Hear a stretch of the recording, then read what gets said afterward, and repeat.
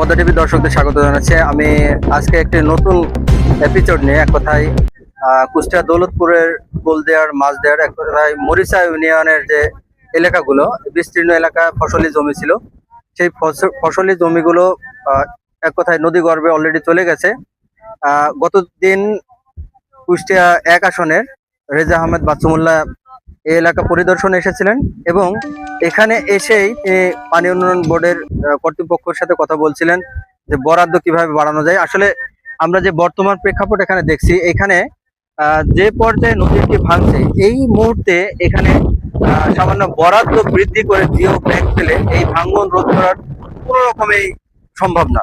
বর্তমানে যে কন্ডিশন রয়েছে, এখানে প্রয়োজন স্থায়ীভাবে বাঁধ নির্মাণ করে এক কথায় টেকসই উন্নয়নের জন্য নদী যে বাঁধ নির্ণয় করে এবং সিমেন্টের তৈরি যে কনক্রিট দিয়ে বাধাই করে, সেইভাবে বাধাই দেওয়া ছাড়া এই নদী আর কোনোভাবেই ভাঙ্গন রোধ করা সম্ভব না। ইতিমধ্যে আমরা দেখছি এখানে একটি ইটভাটা ছিল মরিচা ইউনিয়নের, এই ইটভাটার কিছু অংশ নদী গর্ভে চলে গেছে এবং আমি যেখানে দাঁড়িয়ে আছি এখান থেকেই বসত বাড়ি মাত্র কয়েক বিঘা জমির পরেই, এবং এখানে শত শত একর জমি অলরেডি এই নদী গর্ভে চলে গেছে।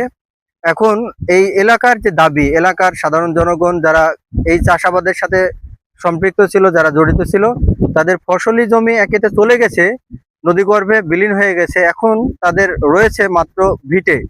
এই ভিটে যদি হারায় যায় তাহলে এই দৌলতপুর উপজেলার মরিচা ইউনিয়নের জনগণের দুরবস্থা বেড়ে যাবে কয়েক গুণ এবং ভূমিহীন হয়ে পড়বে হাজার হাজার লোকজন।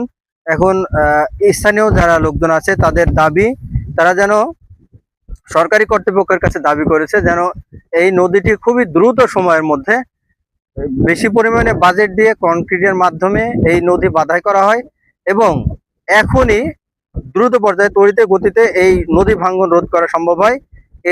এই কথা দাবি জানিয়েছেন স্থানীয়বাসী।